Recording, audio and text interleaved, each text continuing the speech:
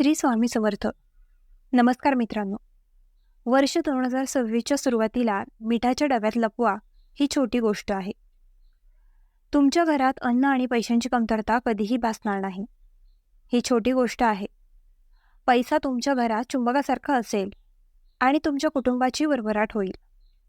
सुख, शांती, समृद्धी असेल आणि घरात कुणाचीही कमतरता भासणार नाही आणि संपूर्ण कुळ बसून पैसे खाणार आहे. होय मित्रांनो, आज मी तुम्हाला सांगणार असलेला गुपित आणि चमत्कारिक आणि रहस्यमय उपाय पहा. या उपायांचे स्पष्टीकरण कोणत्याही धर्मग्रंथात किंवा कोणत्याही पुराणात आढळणार नाही. मित्रांनो, प्राचीन काळी हा उपाय केवळ काही ज्ञानी आणि प्रतिष्ठित लोकच शिष्यांना सांगत असत. होय, बरेच लोक मीठ सोपे मानतात. लोकांना वाटते की मिठाचा वापर केवळ अन्नाची चव वाढवण्यासाठी केला जातो. पण मला वाटतं तुमचा आशय चुकतो. मीठ केवळ अन्नाची चवच वाढवत नाही, तर ते तुमच्या जीवनाची चवही वाढवू शकते. होय मित्रांनो, हा उपाय सुरू करण्यापूर्वी माझी तुम्हाला हात जोडून एक छोटीशी विनंती आहे की हा छोटासा व्हिडिओ सुरुवातीपासून शेवटपर्यंत काळजीपूर्वक पहा. कारण या उपचाराशी संबंधित काही विशेष नियम, काही विशेष खबरदारी मी तुम्हाला सांगेन, जे तुमच्यासाठी जाणून घेणे खूप महत्त्वाचे असेल. उपाय जाणून घेण्यापेक्षा त्यांचे नियम आणि खबरदारी जाणून घेणे अधिक महत्त्वाचे आहे. तर मित्रांनो, व्हिडिओ सुरू करण्यापूर्वी तुम्हा सर्वांना हा व्हिडिओ आवडेल आणि कमेंट बॉक्समध्ये जय मा लक्ष्मी नक्कीच लिहा. माता लक्ष्मी तुमच्या सर्व इच्छा पूर्ण करेल. मित्रांनो, मीठ हे पितृदोष, वास्तुदोष आणि ग्रहदोष या 3 दोषांशी संबंधित आहे आणि एखाद्या व्यक्तीच्या आयुष्यात येणारे बहुतेक दुःख, त्रास आणि समस्या या 3 दोषांमुळे असतात. आता मी तुम्हाला सांगेन की तुमच्या घराच्या स्वयंपाकघरात ठेवलेली मिठाची पेटी तुमच्या आयुष्यातील सर्व समस्या कशा दूर करेल. सर्व वेदना, दुःख दूर होईल. मी तुम्हाला या व्हिडिओमध्ये सांगेन. मित्रांनो, सनातन धर्मात, हिंदू धर्मग्रंथांमध्ये मीठ हे केवळ खाद्यपदार्थ म्हणून मानले जात नाही, तर ते आपल्या जीवनाच्या ऊर्जेशी संबंधित आहे. आणि शास्त्रांमध्ये असे म्हटले आहे की मीठ समुद्रातून येते आणि समुद्र हे आपल्या कृतींचे भांडार आहे. होय मित्रांनो, म्हणूनच खूप म्हातारे लोक म्हणत असत की मीठ कधीही उधार देऊ नये, कारण मीठ उधार दिल्याने आपल्याला फायदा होणार नाही, तर केवळ नुकसान होईल. होय मित्रांनो, मला सांगतात की जे लोक मीठ देतात ते त्यांचे भाग्य, त्यांची शांती आणि घराची स्थिरता गमावतात. शास्त्रात असेही म्हटले आहे की ज्या घरामध्ये मिठाचे मूल्य नसते, जेथे मीठ पडत राहते, उघडे पडून राहते किंवा रागात स्वयंपाक करताना मीठ ओतले जाते, तर त्या घरात विनाकारण भांडणे, पैसे आणि मनाची अस्वस्थता वाढू लागते. होय मित्रांनो, तुम्हाला मिठाच्या पेटीत ठेवावी लागणारी गुप्त गोष्ट ही सोपी गोष्ट नाही. या व्हिडिओमध्ये मी तुम्हाला त्या गुप्त गोष्टींचे नाव आणि ती गुप्त गोष्ट मिठाशी कशी संबंधित आहे हे देखील सांगेन. पण त्याआधी मी तुम्हाला मिठाचे प्रत्येक महत्त्व सांगेन, जे तुम्हाला आजपर्यंत कोणीही सांगितले नाही. होय मित्रांनो, पितृपक्ष हा एक असा दोष आहे ज्यामुळे व्यक्तीला कोणताही आनंद मिळत नाही.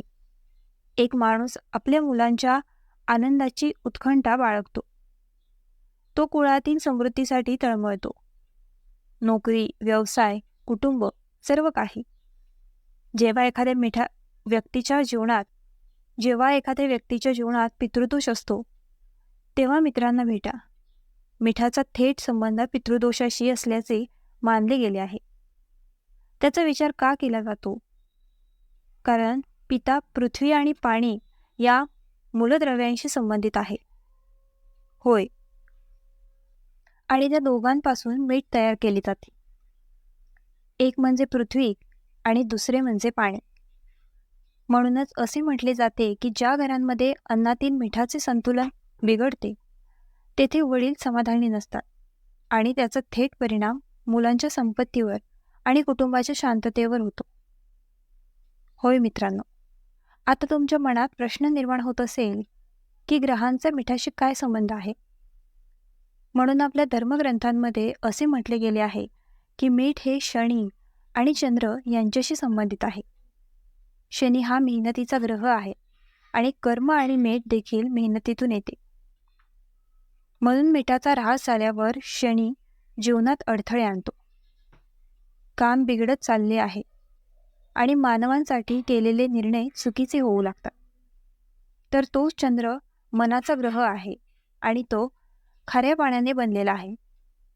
त्यामुळे मिठाच्या अपराधीपणामुळे मन अस्वस्थ होते. यामुळे झोप खराब होते आणि नंतर छोट्या गोष्टींमुळे अस्वस्थ होऊ लागते आणि झोप बिघडू लागते.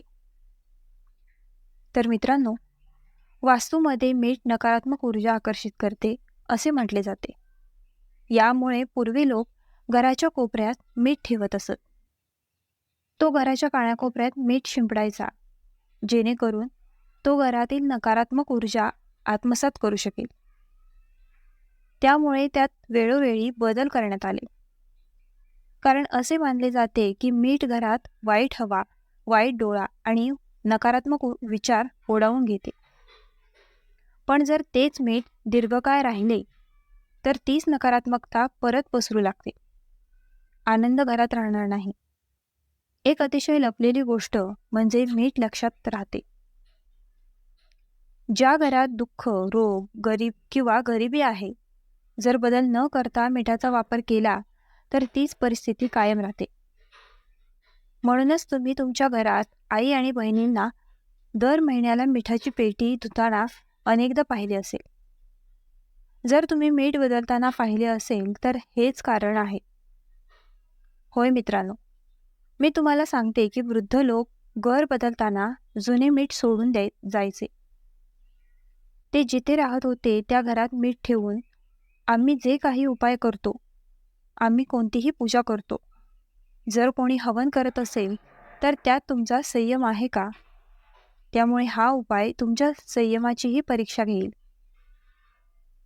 हा उपाय तुमच्या आनंदाची, शांतीची आणि समृद्धीची परीक्षा घेईल. कारण मित्रांनो, मी तुम्हाला सांगते की या उपायाचा थेट अर्थ स्पष्ट आहे आणि संकेत असा आहे की हा उपाय केवळ संयमाच्या ताकदीवर त्याचा परिणाम दर्शवेल. आता मित्रांनो, विश्वास म्हणजे काय हे समजते का? पैशाच्या मार्गात येणाऱ्या अडथळ्यांना काळात तीळ बांधतो असा विश्वास आहे. कुटुंबात सुख आणि समृद्धी वाढेल. मी तुम्हाला सांगते की काळ्या तिळाचा संबंध 2 गोष्टींशी आहे. काळे तीळ कर्माशी संबंधित आहे आणि पाऊस आणि मीठ कर्मस्मृतीशी संबंधित आहे. त्यामुळे दोघांची भेट हळूहळू जुन्या कर्जासारख्या परिस्थितीला शिथिल करते, जिथे कठोर परिश्रमाची फळे मिळत नाहीत. बऱ्याचदा तुम्हाला तुमच्या आयुष्यात बऱ्याच वेळा असे वाटले असेल की तुम्ही खूप मेहनत करता, रात्रंदिवस घाम येणे, ते खूप काम करतात, पण त्या कृतीच्या आधारे आपल्याला अपेक्षित फळे मिळत नाहीत. तर पहा, हे काळे तीळ आणि मीठ उपाय त्या अडथळ्यांना दूर करतात. पहा, पैशांबद्दल बोलताना गरिबी अनेकदा केवळ पैशांच्या कमतरतेमुळेच येत नाही, तर कधीकधी गरिबी चुकीच्या निर्णयांमुळे येते. खर्च करण्यासाठी चुकीचा वेळ येतो आणि संधी हाताबाहेर जाते.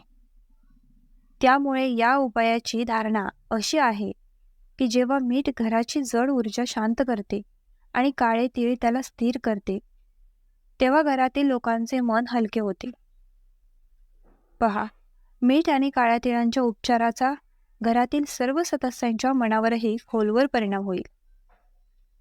म्हणूनच पहा, या दोघांच्या सल्ल्याने लोकांच्या घराचे मन हलके होऊ लागते, घबराट कमी होते आणि तेच मन योग्य वेळी योग्य निर्णय घेण्यास सुरुवात करते आणि येथूनच पैशांचा मार्ग उघडतो. कारण पैसा प्रथम मनातून येतो आणि नंतर हातात येतो. म्हणून असे म्हटले जाते की या उपायाने शनिदेवाची कडकपणा हळूहळू सुधारली जाते, परंतु निश्चितपणे शांत होते. होय, कारण जेव्हा शनी जड असतो तेव्हा तो केवळ त्या व्यक्तीला कठोर परिश्रमाऐवजी थकवा देतो आणि तेच लोक हा उपाय देखील करतील. ज्यांच्या जन्मकुंडलीत शनिदोष आहे किंवा शनिदेवामुळे खूप वेदना होत आहेत, तर मी तुम्हाला सांगते की जेव्हा शनी जड असतो तेव्हा तो माणसाला मेहनतीऐवजी फक्त थकवा देतो, ज्यामुळे त्यांचे मनोबल कमी होते.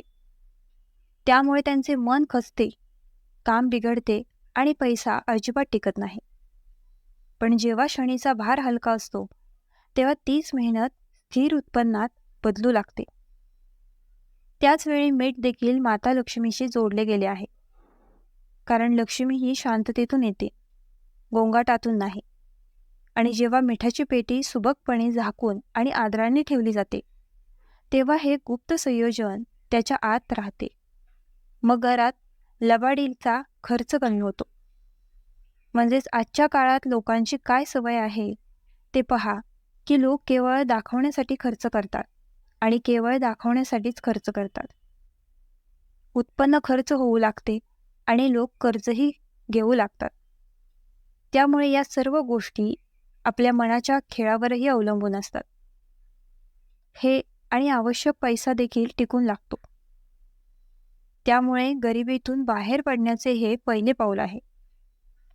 जेव्हा घरात नकारात्मक ऊर्जा जमा होते तेव्हा नातेसंबंध बिघडू लागतात, असा कांगाली आणि धर्मदाताचा विश्वास आहे.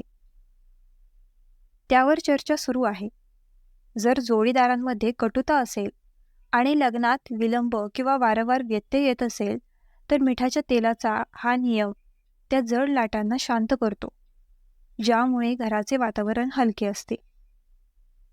विवाहासाठी नातेसंबंध येऊ लागतात आणि बोलणी नरम होतात आणि नातेसंबंधांमध्ये सलोख्याला वाव असतो. आजच्या काळात पहा, बऱ्याच वेळा कुटुंबात इतके मोठे भांडणे होतात, असे त्रास होतात की कुटुंबाचा आनंद आणि शांती भंग होते, नातेसंबंध संपतात. त्यामुळे जेव्हा घरात शांतता असते तेव्हा लग्नासारख्या गोष्टी त्यांचा स्वतःचा मार्ग शोधतात. गरिबी ही वंचितेची भावना आहे, जिथे असे दिसते की दुःख म्हणजे बेड सोडणे नाही, त्याला शास्त्रीय भाषेत सतत नकारात्मक लाट म्हटले गेले आहे.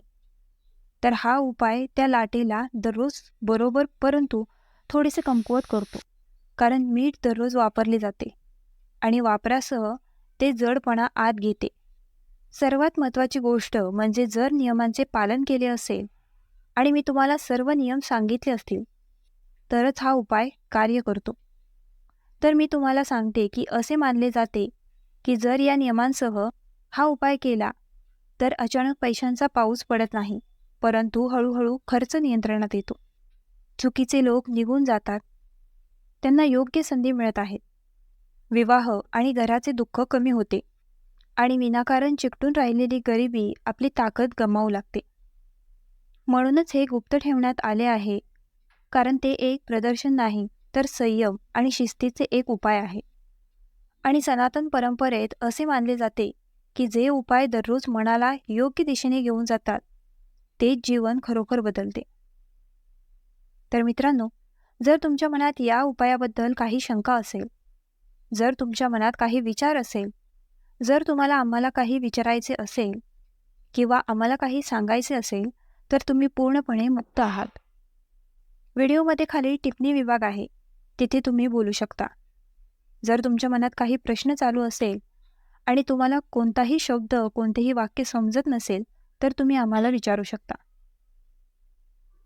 तर मित्रांनो, हा व्हिडिओ कसा वाटला आम्हाला कमेंट करून नक्की सांगा आणि आपल्या ग्लो मराठी चॅनलला लाईक, शेअर, सबस्क्राईब आणि हाईप करायला विसरू नका.